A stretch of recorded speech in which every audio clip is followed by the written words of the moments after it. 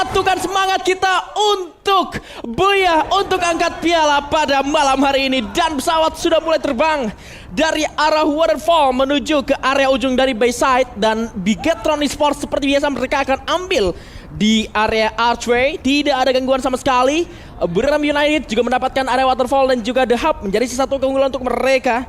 Dan nampaknya tempo Solara akan sama seperti di Solara sebelumnya. Yes, belum ada hawa-hawa bahwa ada tim yang mencoba menabrak Bigetron ya. Semua tim kali ini gue yakin banget 12 tim yang bermain mereka akan fokus sama timnya masing-masing dibanding mengganggu tim-tim yang berpotensi untuk mendapatkan juara gitu. Maksud gue tim-tim yang ada di posisi atas itu kayaknya nggak ada deh yang bakalan ditabrak. Mereka sama-sama punya objektifnya kayak ya papan bawah. Objektif mereka sekarang EWC misalnya gitu kan. Terus ada tim-tim yang dari Thailand, 5 tim Thailand ini objektifnya mungkin yang di bawah adalah nggak degradasi. Betul, jadi sebenarnya nggak akan ada sih nabrak-nabrak tim tier atas gitu ya. Atau yang di klasmennya lagi unggul. Mereka akan fokus dengan objektif mereka masing-masing dan kelas. Kali ini ABCD terpantau dengan cukup jelas pergerakannya. Itu dia headshot dari seorang Death ke arah Nero Bigan. Ya, berhasil ditumbangkan. Kalau ini gue nggak tahu objektifnya apa nih. Apa udah mau masing-masing aja lah, nggak usah lah gitu ya kan. Kita udah nggak cocok. Iya, kita udah nggak cocok. Masing-masing. Karena tim Vietnam 2 ini masih belum dapetin Buya juga nih dua-duanya. Objektifnya EWC mereka. EWC, harus ada yang ke EWC. Karena satunya di bawah kan.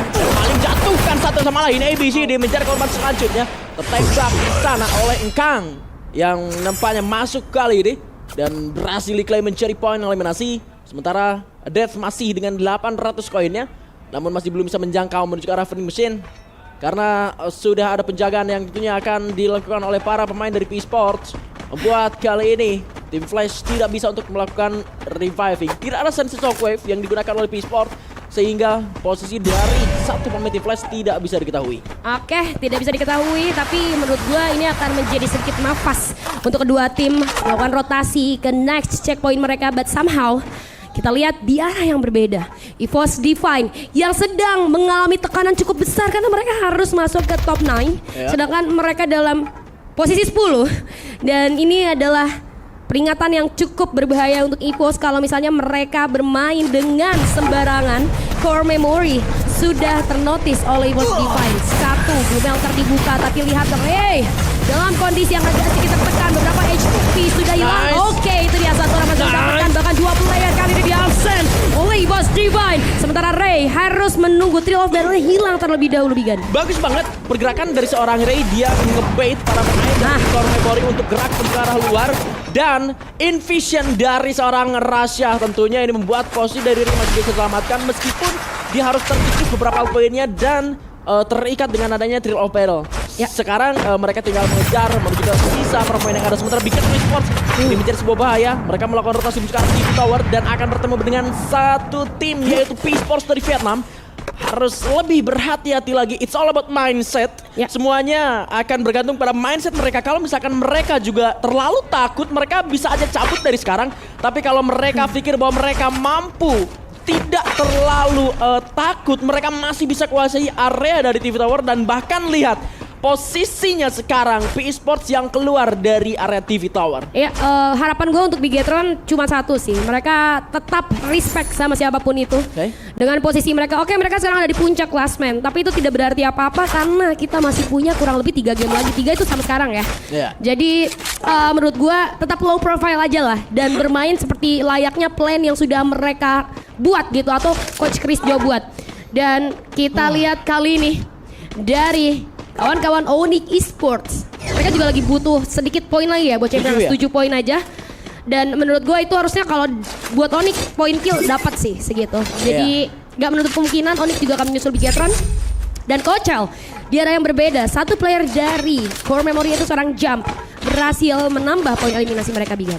Pergerakan dari EVOS Divine agak sedikit terpengaruh dengan adanya tadi sebuah hitlist yang digunakan oleh Core Memory Esports sehingga tadi para pemain dari EVOS Divine bergerak menuju ke arah Bloom Town. Sementara untuk di area The Hub tadi yang menjadi drop point dari Buriram United ini tentunya akan menjadi satu area yang cukup bebas untuk para pemain dari Buriram United yang tentunya masih perlu kita waspadai juga karena semakin bebas Buriram United makin ada juga nih kesempatan untuk Buriram United menyetarakan kesempatannya bersama dengan Bigetron Esports. Sementara kita melihat juga RRQ Kazu sedang bertempur bersama dengan tim Todak.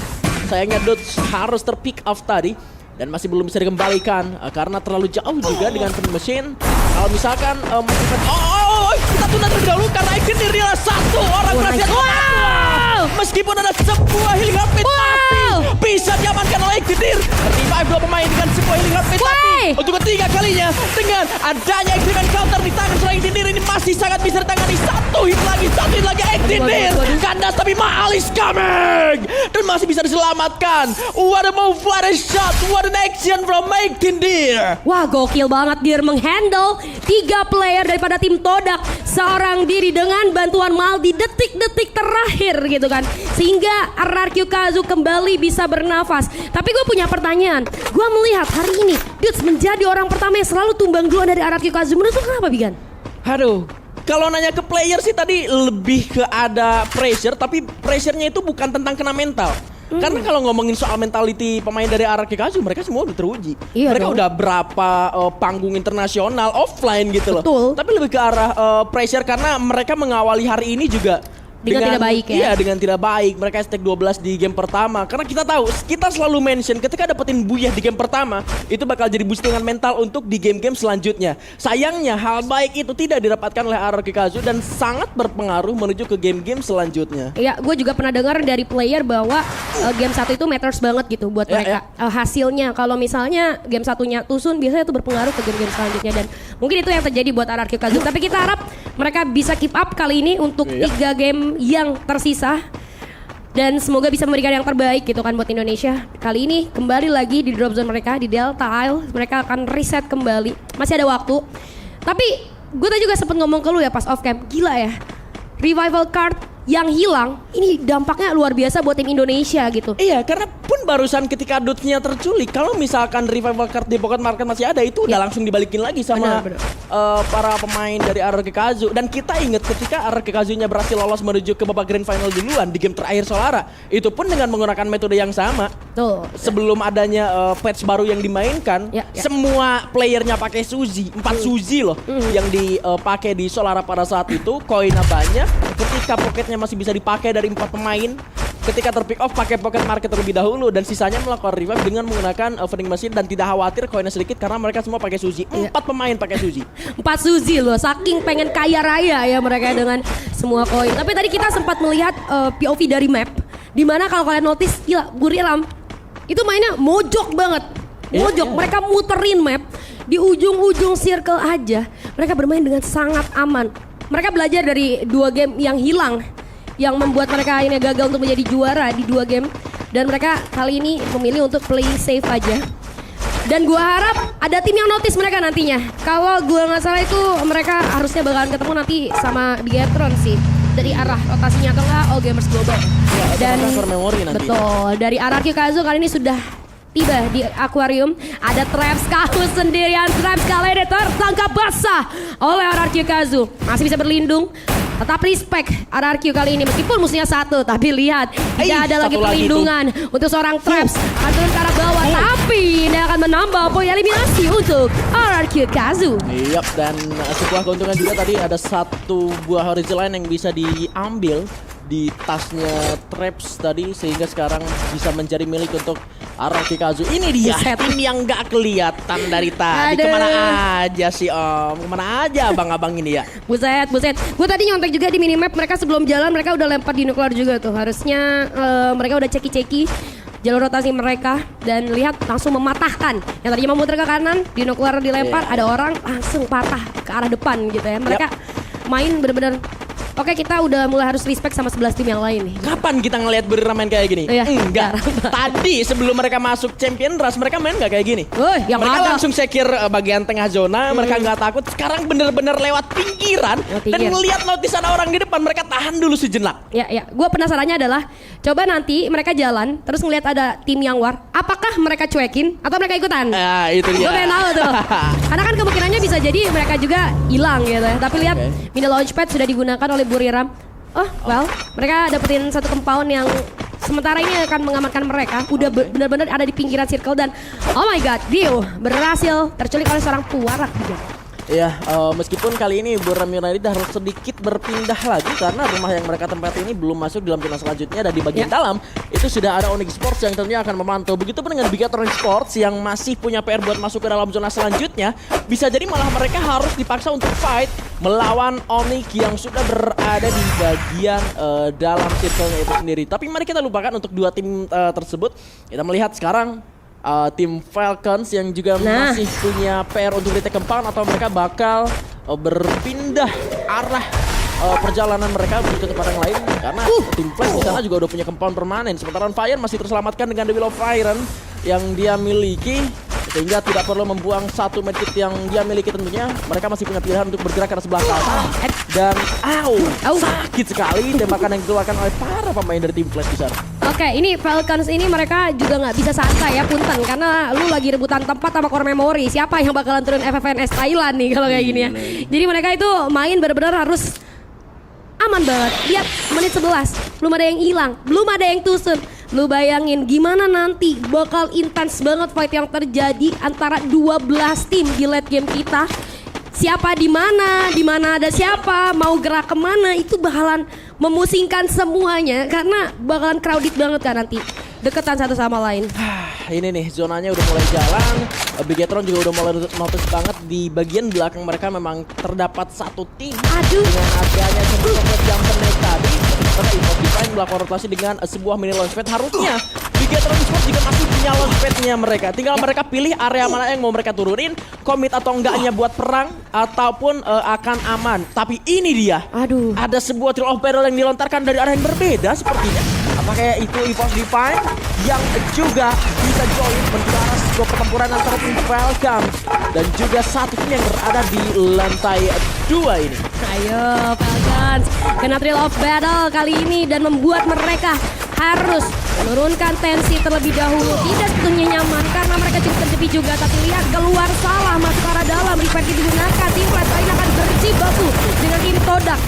Berhasil ditumbangkan. Belum bisa di revive. Keadaan menjadi lebih intens lagi. Tapi lihat ada satu player tim Todak yang coba untuk bergerak ke arah atas. Jojo kali ini Vision cukup terjaga. Tapi Trapsnya tumbang. The Zom menyusul kali ini. Tim Todak masih dalam kondisi yang tapi Fidelsnya tumbang kali ini di tangan tim Flash. ABCD menyusul yang berbeda. Ada Bigatron Esports, 2 orang tumbang. Core Memory berulas, 1 orang tersisa dan aduhai, Bigatron harus bersabar kembali, Bigan. Bigatron harus bersabar kembali, tapi di saat bersamaan kita belum melihat di manakah Buriram United. Apakah mereka aman? Tim Todak sudah tereliminasi. Onyx kali ini akan melakukan rush ke arah dalam. Adam cukup berbahaya, terkena tembakan cukup menyakitkan. Masih ada Yevy Light yang cukup membantu, tapi lihat dengan menggunakan main launchpad dia melarikan diri menuju ke arah yang berbeda. Core Memory Spawn Satu lagi harus bisa kali ini melarikan diri, tapi tembakan terus digerus oleh serangan Adrian dengan VSS-nya dan bisa mendapatkan satu main. Tapi di saat bersamaan Juna berhasil menggunakan seorang James Bond di sana. Masih ada ternyata dia di situ. Coba dijumpshot lagi, coba ditembak lagi, masih belum kena. Coba Rebel Rush dan masih belum kena. Ternyata masih bisa dikocek. Adrian akhirnya dapat dan wipe out untuk Core Memory Esports. 10 detik yang cukup berharga ya tadi direcokin sama satu orang dan ini dia Buriram United Esports. Onyx Esports akan berhadapan dengan Buriram, di mana seorang Adrian sudah terbaca pergerakannya. Wasana sudah mulai berjaga-jaga. Mereka udah mainin banget off angle, tapi tim Falcons tumbang di posisi ke-7. Aduh, gue udah mulai deg-degan, tinggal 6 tim dan Buriram masih ada. Ayo Onyx, coba patahkan dan sayang sekali Gripe MKS-nya tumbang. Adam kali ini masih bisa berlindung, masih terlihat. Buriram United masih dalam pantauan 2 tim sekaligus kali ini. Sulit sekali menumbangkan Buriram United. Mereka memanfaatkan off angle sehingga sulit untuk ditembus. Tapi masih terkena landmine begitu pada dari Jonah. Getai pun hilang. Kali ini Buriram menyisakan Wasana seorang diri. Akan coba diras oleh kawan-kawan Virtus Pro. Tapi pertukaran terjadi. Wasana coba untuk menari di balik wall. Ada 1v1 situation antara kedua dan Wasana masih bertahan. Virtus Pro juga ada di sana. Tapi kita lihat Wasana dalam kondisi yang tidak bisa berbuat banyak. Wasana masih bisa kabur kali ini, tapi tumbang sudah. Body slide akan digunakan. Apa akan di end? Wasana masih bisa dan welcome kandas. Sementara RRQ masih dengan 11 poin eliminasi. Masih ada juga Onyx dan juga EVOS. 3 tim Indonesia di area late game menggagalkan Buriram United untuk bisa mengangkat piala di game yang ke-8 kali ini. Sementara area yang terbuka ini akan menjadi taman bermain untuk tim Indonesia tentunya. Meskipun Onyx hanya menyisakan 2 pemain saja, tapi lihat Rasya sudah berada di bagian batu sana, melihat menuju ke arah bawah tentunya. Sempat terlihat air merah, coba dilemparkan berapa utility ke seorang AP di sana yang sudah mulai terkikis darahnya. Berpindah sedikit ke sebelah kanan. Sementara Ragio masih memanfaatkan sebuah off angle di sana. Aimkat yang ada granat yang connect menuju ke arah dirinya. Harus sedikit mundur menuju ke belakang. Dan ini tentunya akan positif menjadi punya Indonesia. Aduh, kelihatan, tapi ada berhasil ditumbangkan kali ini serangan 2 arah. Zero-nya kandas. Onyx-nya harus tumbang dan sekarang akan menjadi pembuktian untuk EVOS Nivan yang belum mendapatkan buaya kali ini tentunya. Harus bersabar lagi. Throw-over dan kirim dari seorang Dodge berhasil dijatuhkan, tapi ledakan yang kurang on poin. Terancam 1 pemain di sana dan masih bisa untuk berlindung kembali.